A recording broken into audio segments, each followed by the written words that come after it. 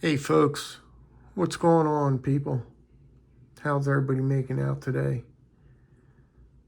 It is 2:20 in the afternoon here, and got a couple pieces that I want to talk to you guys about. Perhaps you might be interested in some of these knives, maybe not. I don't know, but I figured I'd switch it up today instead of always continuously doing folders every day and traditional knives every day. Once in a while, it's good to throw a little something else in the mix, you know what I mean? So that's what I figured I'd try and do. I'm trying to keep things flowing over here the best that I can, and for the amount of content that I have here, because it's hard to come up with content every single day. I mean, if you're doing videos every day, it's hard, you know. But if you're not doing videos every day, it's a little easier. But I like to come on at least once a day and just hang out with you guys, and you know, I enjoy it. That's my release. This is what you call my release right here. But I got a couple pieces here that I figured I'd show you that I'll give you a look at, see what you think. But anyway, the first piece that was in my archives was this guy right here. And it still is to today one of my favorite pieces of all time. I guess as far as fixed blades go. This is my SE4 in 1095 carbon steel. This was at one time green micarta covers, and I still think, personally, in my opinion, that this is one of the best fixed blades that you can carry, that you can use. I just think it's one of the best. You could go up from here, but this is the happy spot for me. The SE4 is a great, it's the perfect size. The blade stock thickness on it is just great. And man, I just rested the knife right here on my fingers just like that right now. It's completely resting on my fingers. And if I went any harder, if that knife was any harder on my fingers, it would go right into it would cut me wide open. That's how sharp it is right now. I'm feeling how sharp that knife is, that blade. This was a companion of mine for many, many years. Many, many years. Look at that edge. This was one of my favorites. I carried this knife a lot. I carried this on my hip, and I enjoyed every minute of it. And you know, just for the fun of it, because I have it out, I just strapped it on my. Let me show you. I just strapped it on my, because I'm wearing shorts right now, and it brought back memories. But this is how you'll buy it with this. I don't think that's Kydex. No, it's not. But this is how you'll get the knife, and it's very, very affordable. It's an extremely affordable knife, and it's one of the best ones out there, I think. Like I said, I just wanted to give you a look at that. You got jimping up here. Man, I love this knife so much. I really, really do. If you haven't tried out an Essie, I highly recommend trying one out. Now, I've got another Essie. Darn it, I didn't bring it out with me. I'll put it on video tomorrow. It's a really, really nice, it's a cool one. It's got, it's more of a tactical Essie. It's got a sharpened swedge up top. It's a really nice one. I'll bring it tomorrow. I'll show you this tomorrow. But as far as bushcrafting, this is a great bushcrafter right here, the SE4. like I said, if I mean, you could go all the way up to the 6. You could get an SE6, and they are fantastic. The SE6 is just a wonderful, wonderful knife. But I can't keep talking about this SE right now. We got to move on. Let's see what we have here. These are, like I said, these are just some of the pieces in my archives that I used to carry before I got involved with traditional knives. Then when I got involved with traditional knives, everything, it seems like everything stopped. It's kind of weird how it works, but you get involved in them traditional knives and it overtakes you. It overtakes you. But here's another one that I loved very much, and this was heavily modified by Nathan's Knives. He's still around. He just he does work. He works for Concept Knives now. And I just saw him on Blade Show. They interviewed him and all that stuff, and he really came a long way. I'm so happy for him. But this knife was heavily modified by me back in the day. I reached out to Nathan and I sent this. This is a Condor Bush Lure. And I sent this over to him and he asked me, he says, well, what do you want to have done to it? I says, I don't really know. I said, whatever you want to do to it. I just want to have it look different than any other Bush Lure out there.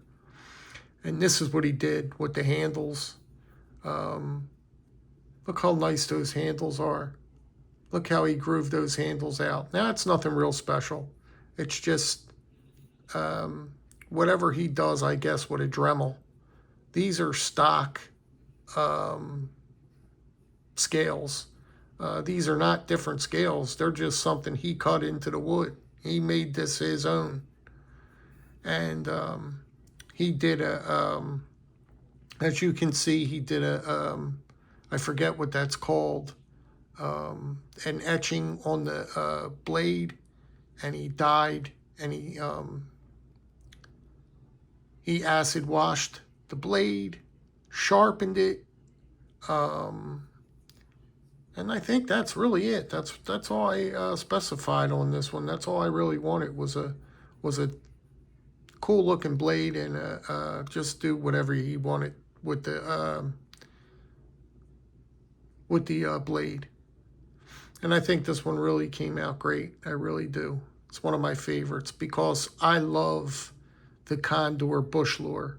I just like the knife. If you haven't seen a Condor Bush Lure, a stock one, go to like Blade HQ and type in Condor Bush Lure, and it'll come up and it'll show you a stock one. This one's heavily modified. But I've always been in love with the Condor. I just like Condor knives. They're really, really good knives. This one's in Scandi grind, and it's just as sharp as you can, get a knife possibly. He did a sharpening on this. And when a professional person sharpens a knife, it's so different than having yourself sharpen it. I get them pretty sharp, but I could get them there to where I'm satisfied with the sharpness of them, but it's still something different when you have someone professionally sharpen that blade. It's just different. It's different. It's a different feeling on that blade. But that's the good old Condor Bush Lure. And this is stuff I used to mess around with way, way back in the day. This is a lot of years old, this knife.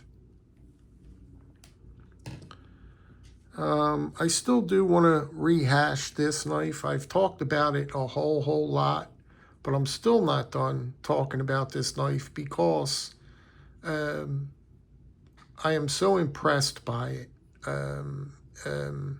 Like I said, this is from Gomer's Knife Shop, and from what he charged me on this build and just the craftsmanship of it, it's so dialed in. If you get one of these in hand, or if you mess around with one of these, like it's got the perfect size on it.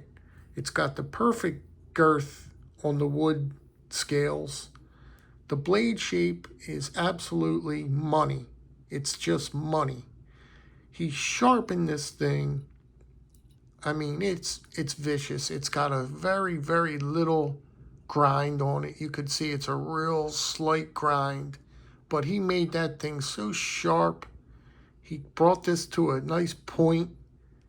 I tell you what, man, I'm really, really happy with this knife. He threw red liners in here, and it's just the perfect size. It's nice and sharp. It's just a little go-getter, man. It's a real, real little go-getter, and I love that point. That point is just on top of it. It's super. Comes to that, man, nasty little point there. And that's the reason why I wanted to commission him to make me a bigger one on a bigger scale. Same knife, because we talked about it. He's like, well, let's do another build. What are you looking for? What do you want to do next? And I was like, you know something? Let's go for the same exact knife. Same exact knife, same blade shape, everything the same, except maybe just different scales. Let's do different scales this time and put a lanyard hole on the back. That's about all we're going to change. That's about it. And I think this knife will be just ready to go. I mean, and he's a part-time knife maker, but the way his attention to detail is so fantastic. He really, you can see it shows through in his work. His choil, his sharpening choil, real nice sharpening choil. Look how nice that sharpening choil is at the end there. Real nice stone washing. This is from the heat treat, but the blade came out, the coloring came out. I mean, it's just everything came out beautiful, 2 nice pins, nice size pins to hold it together, and he glued it, so that's not going nowhere. And this looks good with the 2 pins. Basic. This is all basic stuff here, but it just came out good. Came out good. Real nice build here, and I'm happy with it. And on top of everything else, look at the sheath you get with it. He builds you a sheath with the knife.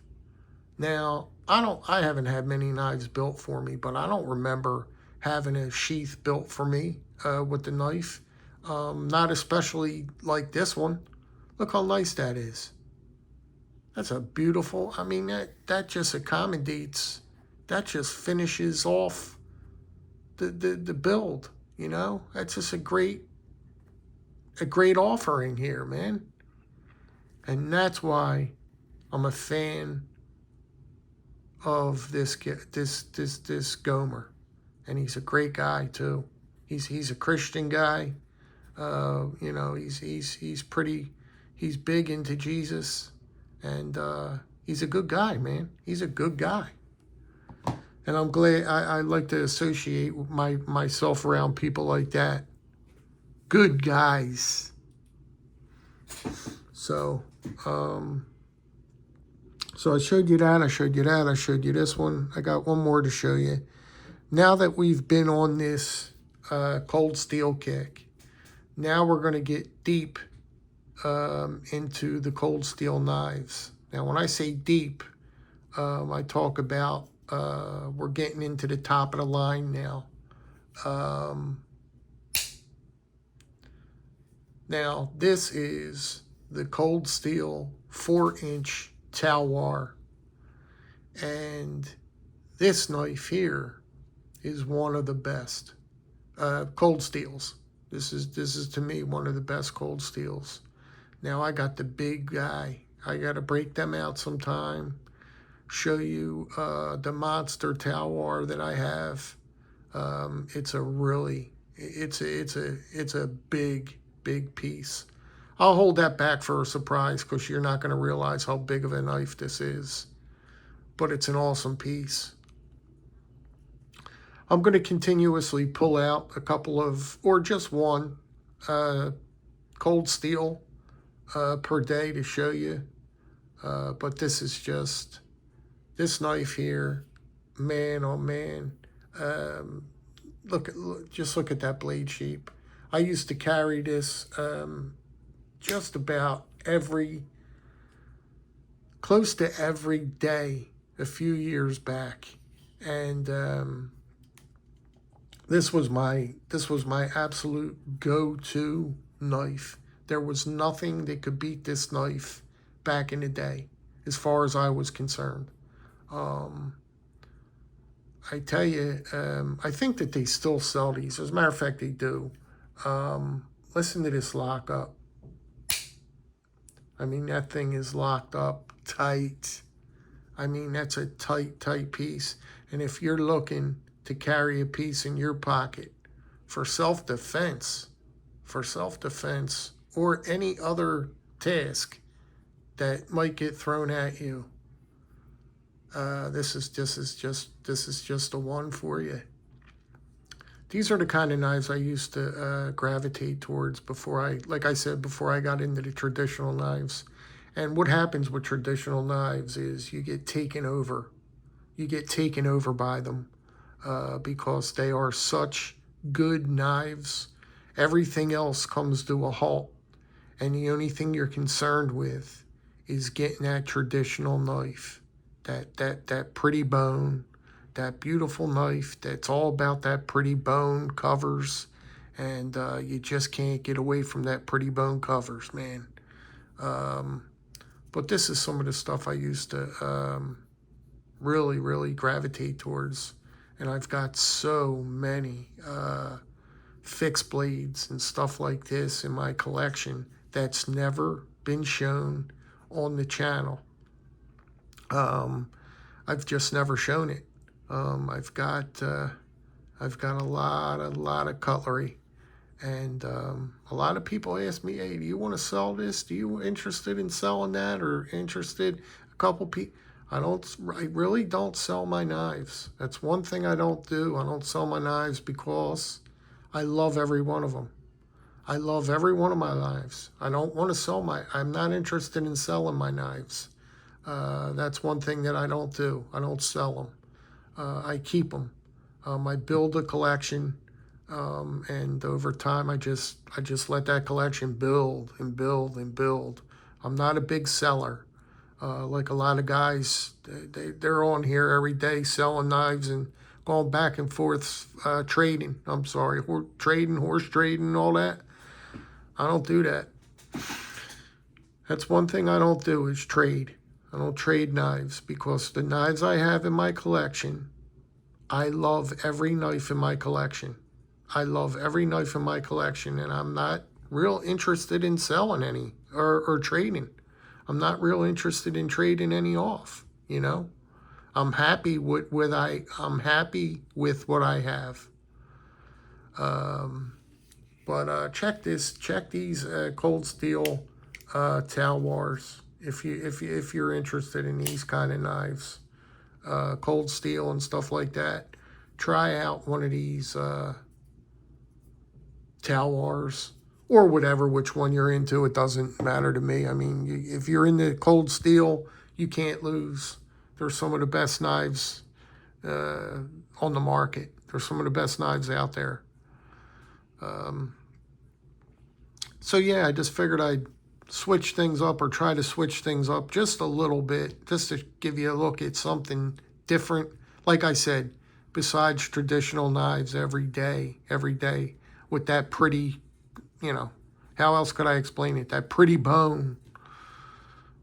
Get into looking at something a little bit more rugged, like this thing. This don't have no bone on it, no pretty bone. This is a rugged, hardcore wilderness knife right here. This is what you call just a real good fixed blade. This is what you call real good fixed blade right here, ladies and gentlemen. If you're looking for a good fixed blade, Now, this one's in 1095 before I let you go. They got this exact knife, or different covers or something like that, but they got it in S35 VN now. I'm thinking about picking it up in the S35. Just a great knife, you know what I mean? The stock thickness of it can't be beat. It's just, you could see how well it's put together. Look how nice the patina got taken, putting on it. That's just from use. Real nice dark patina with that 1095. Great blade. I can't talk about it enough, man. I'm talking about this knife, man. I'm talking, and it's so comfortable in the hand. They got the ones now that are rounded. The handles are rounded, the contour toward your hands. But I like the look of these covers more, the square. I like the look of these handles. The rounded ones, I'm not that into. I like the way these look. I just like the look of it. Anyway, I'm not going to rambling on now. Let me know what you guys think. If this interests you at all, I could pull out more fixed blades. Cause boy, I got them. I got the fixed blades in there. I was looking through my stuff last night. I was sitting in here just putzing around, just monkeying around. And man, every time you look for stuff or discover, you realize that, man, you got more and more stuff. You know, it's just been a journey. It's been one heck of a journey. And I would never sell any of my stuff. I'm not interested in selling nothing off. Like I said, I just want my collection to keep growing. That's all I want. That's all I care. That's all I care about. And I just want to keep showing them. And over years, over time, I just hope that somebody would appreciate my collection. That's all I hope for. I just wish that someone sees my collection and that can say, wow, now that is a knife collection. That's all I care about. I just want somebody to appreciate it like I do. You know, I'm not looking for much out of it. Anyway, I'll let you guys get down the road. We're deep into this video here in 22 minutes. You guys be good, be well, be safe. Have a great rest of your day. It's just about 3 o'clock here. It's hot here. It's 90 degrees here in Jersey. And stay well. Be good, be well, be safe. And you know how it is. If you don't mind, drop me a comment. Let me know what you think. All right, guys. I appreciate every last one of you. Take care.